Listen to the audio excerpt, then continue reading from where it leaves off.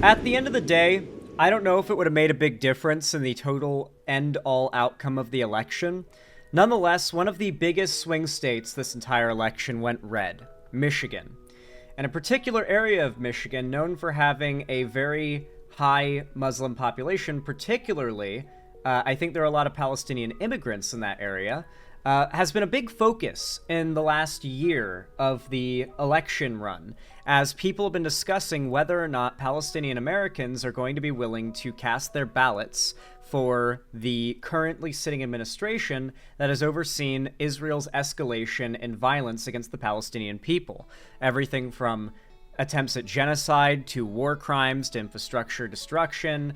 I'm not saying that Israel doesn't have the right to fight against Hamas, but they don't have the right to bomb children's hospitals. That is what I'm saying.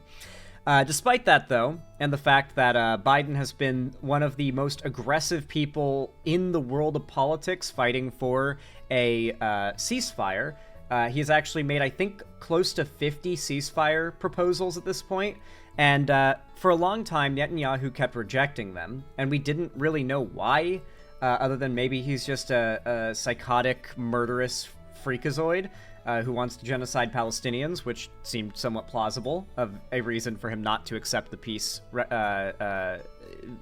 suggestions and the peace agreements that were drafted by Biden.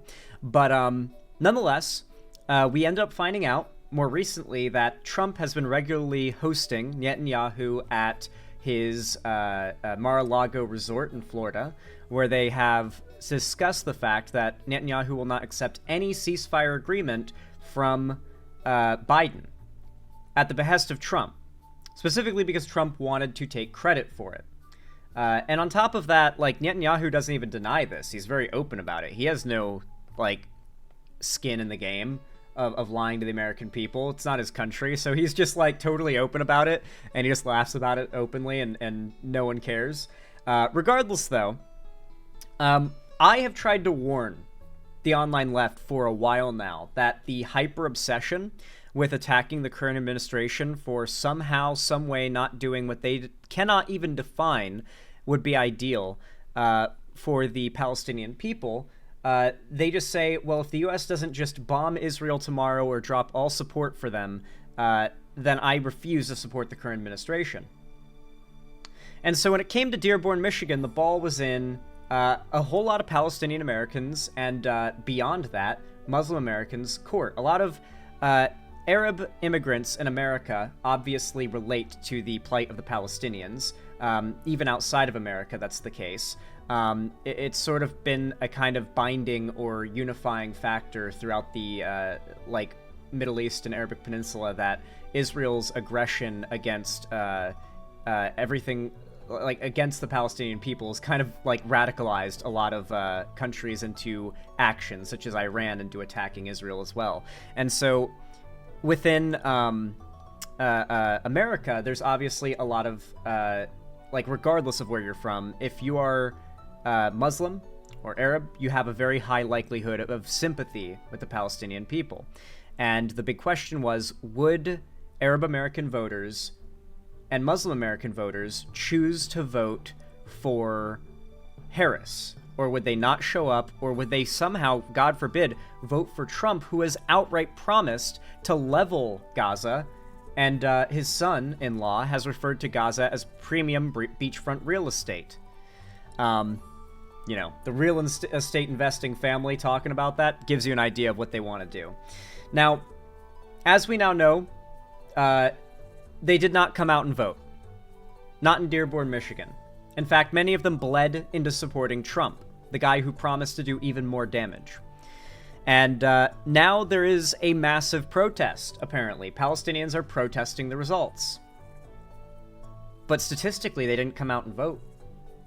Now, I can make this point all day, and I'm sure some of you in chat are probably a little upset at me for making this point, because, let's be honest, there's a lot of valid emotion tied to the fact that, if you've seen one video of what the IDF has done to those children in Gaza, it's hard to, listen to any argument that suggests that action that doesn't immediately stop it, full stop, right now, yesterday even, is acceptable. I understand that. It's a very emotional thing, right? Like, I've seen the same images and videos that you've seen that have made me quite upset too. But despite that, people did not, as I warned, people did not look past their emotions, and a lot of people thought that they would act on principle instead, and look where principle has gotten us. Rest in peace, Palestinians. We're gonna miss you guys. We're gonna miss you a lot. Try to get to America and other countries as fast as you can. So I got a video here from another political content creator. Her name is Tabitha Speaks Politics, and she made a video called "A Trip Down Memory Lane." They're not. Oh wait, they are not innocent. They are complicit. Is this the right video? I think it's the right video. Let me check. Let me check. Let me check. Woohoo! Let me check.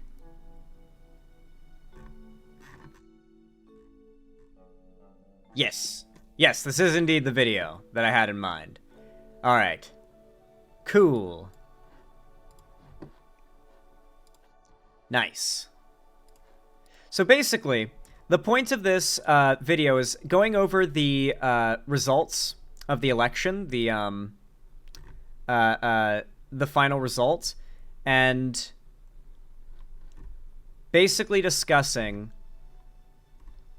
whether or not it was ever worth it to give the time of day to the people that were suggesting that we need to attack the Dems for not going far enough. So let's check out this video.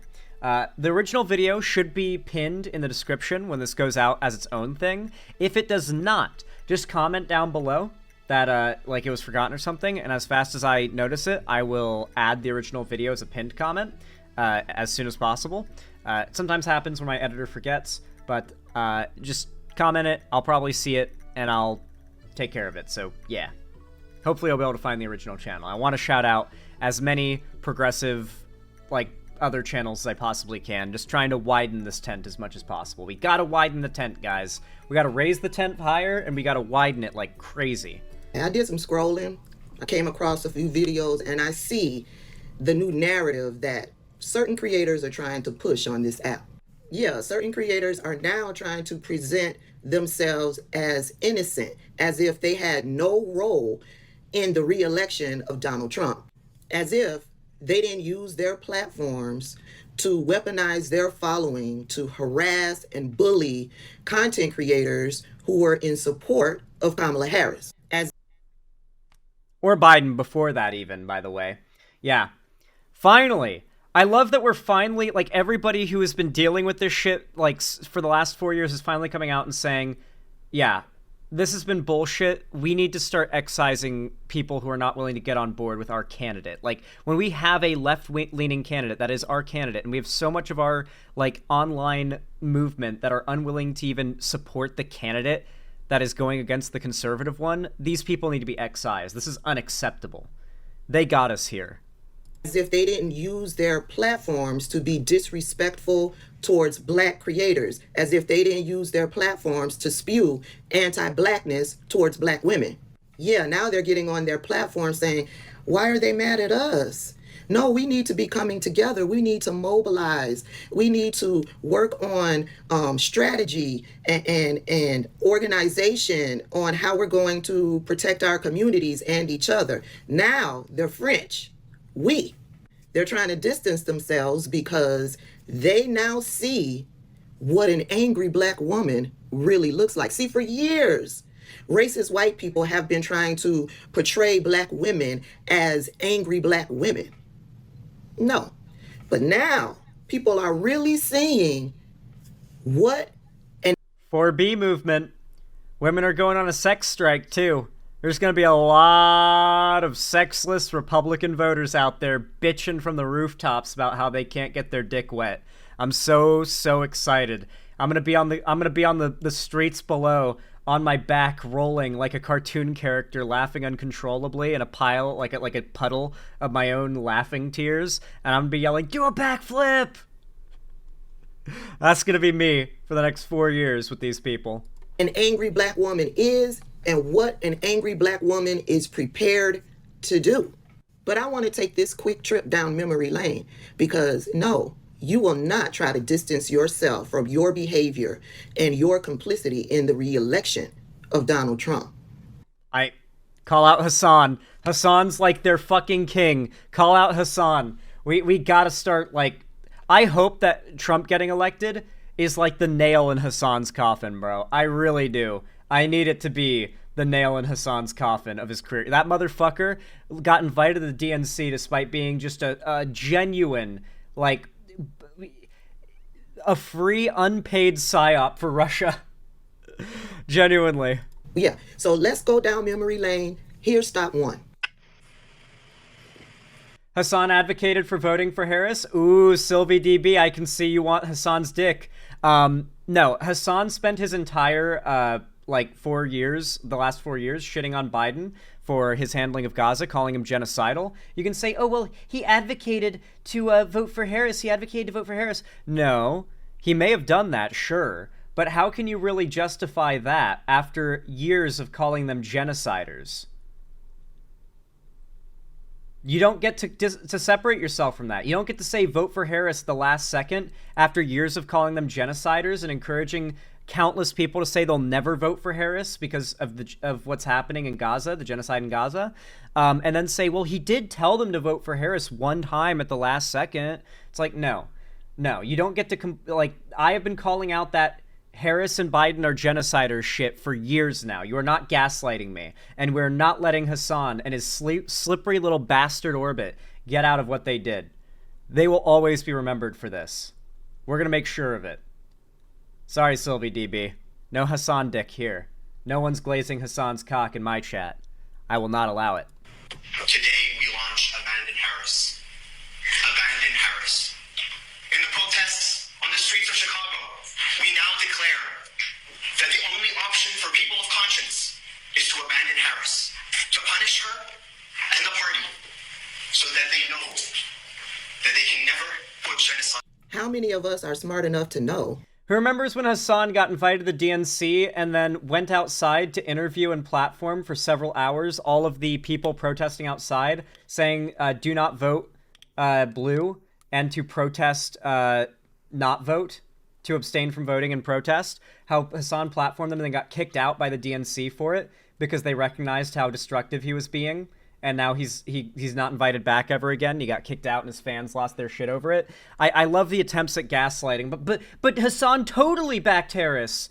Hasan totally hasn't spent the last 4 years trying to milk every penny he can out of shitting on the current administration and drumming up hatred in his left-leaning audience against the idea of casting their ballot pragmatically for a Democrat against the fascist Republican who has outright said that he's going to be a dictator on day one and plans to destroy our democracy, and even attempted to overturn our democracy when he lost the election because he's a fucking pussy who can't handle taking an L.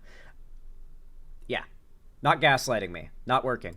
That their success in punishing Harris won't punish Kamala Harris at all. What they ended up doing was punishing the American people and really punishing black people, including themselves.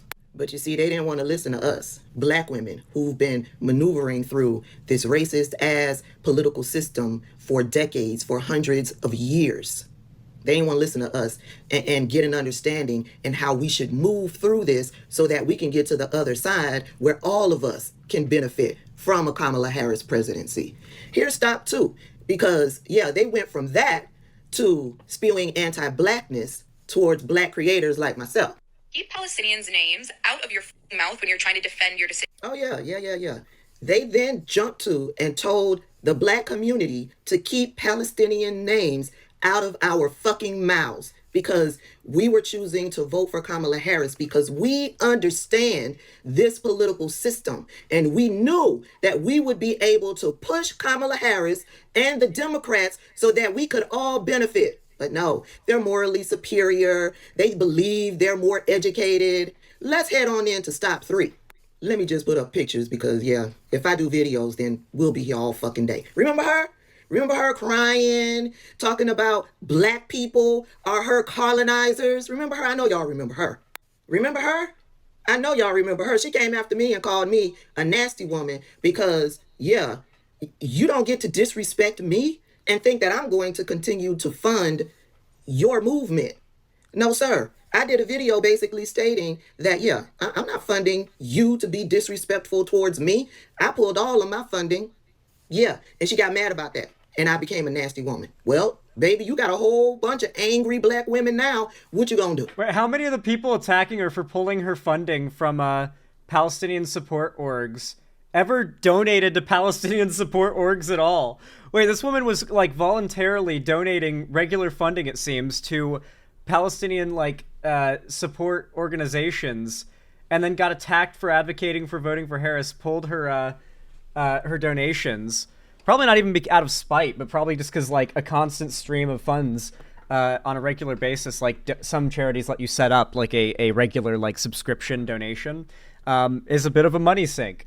I love that, like just attacking people who actually do something and actually clearly care about the people they pretend to advocate for. It's all, oh my god, we must lock things down, guys. We have to become pure. We must purify the left. We have to purify the left.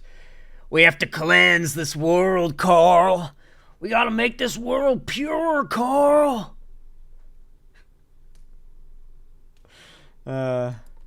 Remember her? Oh, don't let angry Palestinians cause you to not support the movement. We really need your help. You talking to the wrong people. You need to get your people in line. Remember her? Remember her? Tried to use black pain, the execution of Marcellus Williams, to talk down to black. I will say, I had no idea how much like the like Palestinian rights advocates on TikTok were like racist as fuck against black people. I had no idea. I always understood that there was like a big racial demographic like split, because black people overwhelmingly in America supported Biden and Harris. Biden especially, but Harris a lot as well, overwhelmingly so. While if you are non-Palestinian Arabic in America, barring certain situations, I think you are more likely to swing towards Trump this election. Also, obviously, if you're like Muslim Arabic, then you're probably very conservative as well. A lot of immigrant groups that come to America are actually very conservative, and we undercredit that fact because the Republicans have always pushed those groups away by being so openly racist. They just constantly shit on them, and it's like, well, we'd be willing to vote for you if you didn't constantly call us evil for being brown. And so, yeah, I always assumed there was a bit of a divide in political lean, that like Muslim Arabs on TikTok were less likely to vote for Harris than obviously black TikTokers that are left-leaning. I didn't realize there was this like outright racism being tossed towards like black TikTokers who advocated for voting for Harris. That's new to me, but it very clearly has been a problem. There's a lot of problems with racism against black people from Arabs. I didn't know that. Interesting. Black people who were committed to voting for Kamala Harris. Y'all remember her? Yeah. I know y'all remember her. This is more recent. Yeah. She's part of the leftists who use their platforms to try to diminish, invalidate the value of the information that like myself and other black content creators was putting out about Kamala Harris and her policies. Remember her? She was the one that said Democrats pay people to get on social media to talk positive about the Democrats. I ain't seen a paycheck yet. Another more recent one, but before the election, came out and said she don't give a fuck about our oppression here in the United States. Yeah, forget your oppression. She don't give a fuck about it. So y'all should forget y'all oppression and working towards improving your life here so that you can help somebody somewhere else. Fuck that. Just put all of your energy into the cause that I want you to put your energy into. Remember her? Yeah. I know y'all remember her. This was just a week or so. I never realized until TikTok how many Arab Muslims were white. Ago. She came out boldly and flatly lying and even provided the proof so that we knew she was lying, saying that that Kamala Harris paid her for her vote or something like that. Quickly, she had to take down the video or turn off the comments because she provided the proof that she was lying. And that's not even all of them. Those are the ones that I just shared with y'all.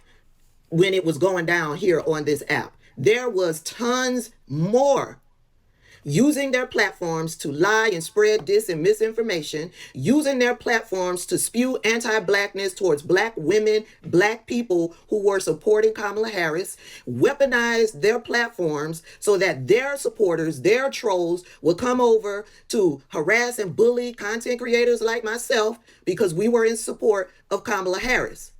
And now that all of their tactics were successful in getting Donald Trump reelected, they don't want you to be angry. That I don't agree with. I don't think they were successful in getting Donald Trump elected. I think that, we know statistically that the Gaza thing made absolutely zero, zilch, not a difference whatsoever in voter turnout for the Dems or why people jumped over to Trump. Because Trump's promised to finish the job, right? So the reality is that, America's a very Zionist country, and so Zionism and whatnot and pro-Israel politics are more popular than many lefties are even willing to admit. I don't like it, but that's just the reality of it. Accept it or don't, but don't get mad at me for accepting it. The other thing you have to realize is that statistically, this issue, the people who likely voted differently or did not vote at all because of this issue, were negligible. Trump didn't just technically win the Electoral College. He overwhelmingly won the popular vote. He sweeped. The economy definitely played the biggest factor in getting Trump elected, that and, the right-wing media sphere on the internet. Which has been a big point of discussion, that we need a left-wing sort of alternate media sphere to rival what the right has going on. But I don't think it made a big difference. The reason why I'm calling it out is because I think this is a time where reflectively we need to look at where our weak spots are, where the glaring points of harm came from on the left, the people who are doing the opposite of productivity, and where we can start identifying those folks and hopefully dropping them and replacing them with several more far better content creators and pundits that can take their place. I would love to see 10 medium-sized creators take Hasan's place, for example, who are not, cucked out to Russia, for instance, and China. They want you to forget about all that's getting ready to go down here in the United States and your community to focus on them and their community. Yeah, we have to mobilize. We have to come together. Whether it's Palestinian rights or if you're supporting Black rights, we need to mobilize and come together so that we can protect each other. I hope you've enjoyed this trip down memory lane. So now you know what went down, and this is just a small portion that I'm sharing with you. Small portion. But now you understand. And so when you see them get on their platforms talking about, I don't know why they're mad with us, because you're complicit. They were complicit. They were complicit in the re-election of Donald Trump. And they don't get to try to dance away from that. Not on my watch. I liked that video. I'm going to drop a sub. I'm dropping a sub. I'm ringing the bell icon to turn on all notifications. And I'm hitting the like button as well. And I'm going to comment, too. I'm going to comment, good video.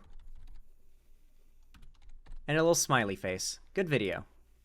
There we go.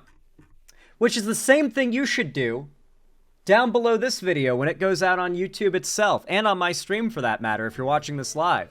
I really liked her video there, her content, and I really liked the point she made. I think she was a little off the money on the whole idea that, they helped get Trump elected.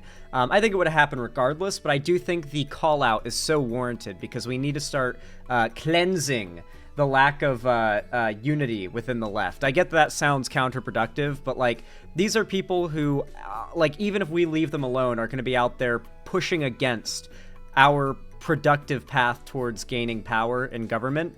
It's no longer a problem we can ignore. We have to acknowledge it and do something about it and then move on from it and get productive. But there are some serious problems within the left itself that we need to acknowledge. Hasan's popularity is immense and a huge problem. Hasan is harming the left every single day that he continues to be as prominent as he is. I don't know if you've ever spoken to normies these days, but they know of Hasan by name and they hate him typically, because they've heard of, like, the terrorist propaganda, the, like, pro-Russia stuff, the making excuses for China and what it does to Tibet and Taiwan and Hong Kong. Yeah, it's just a lot of shit like that has really... Oh, and of course the amount of false misinformation that Hasan spreads too, because he's actually just kind of dumb and low effort and just reports a lot of info from Twitter. Like, rarely will you see Hasan reading an article from a reputable source. It's usually him reading, like, pages and tabs on tabs on tabs on tabs on tabs of Twitter. And so he's constantly misreporting things and spreading lies. And it's so easy to make, like, an hour-and-a-half long video just going from lie to lie to lie, debunking shit that Hasan has false reported. And it really makes him look bad. It makes the whole left look bad, because why the fuck is he the biggest guy on the left if the left is not as bad as he is, right? The implication would be that he's the best of us, and he's that bad, you know?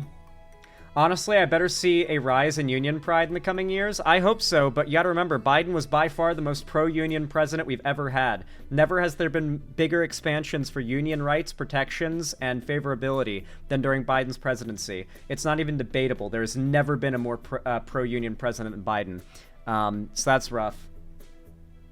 We've also never had a president more aggressive against climate change than Biden. So, Trump has promised day one to undo all of Biden's climate change policy, by the way. Particularly, he's bringing back coal. We had the chance, guys. By 2030, coal would have been a thing of the past. About 80% of our yearly carbon footprint would have been gone.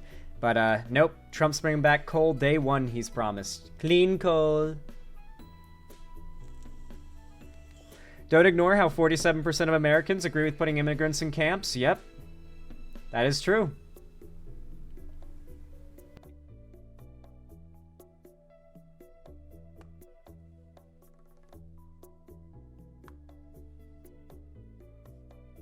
What do we do about the climate now? There's literally nothing we can do, guys. Sorry. It's over.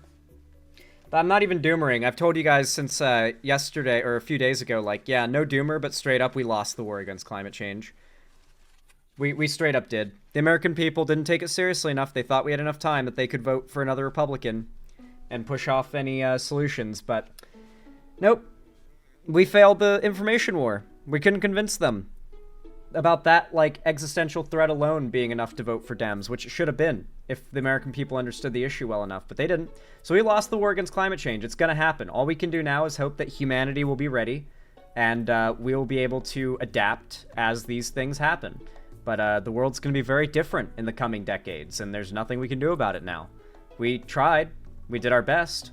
We did. We tried our hardest. We almost got Gore in 2000. It could have changed the course of humanity. But I think that was truly when we failed. I think our last chance was genuinely in 2000, and when we failed to elect Gore, or I should say when the Supreme Court succeeded in stopping the recount in Florida, and Bush won, I think that was the nail in the coffin of the entire battle against climate change.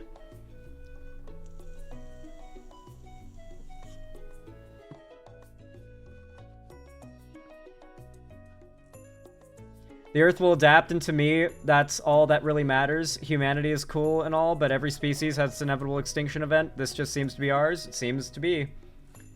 We failed in 2016 too. Yeah, we fucked up, guys. As a species, we fucked up.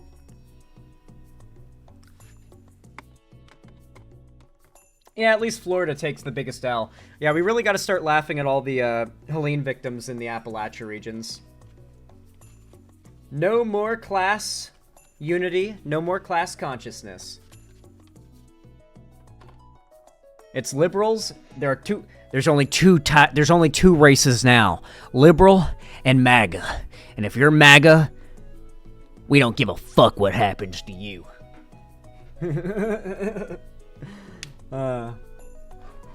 Anyway, like I said, leave a like, comment, subscribe, ring the bell icon. I really do appreciate it. It really does help the channel immensely, and really does help us to build that wide tent that we need to build in order to challenge what the right has going on online.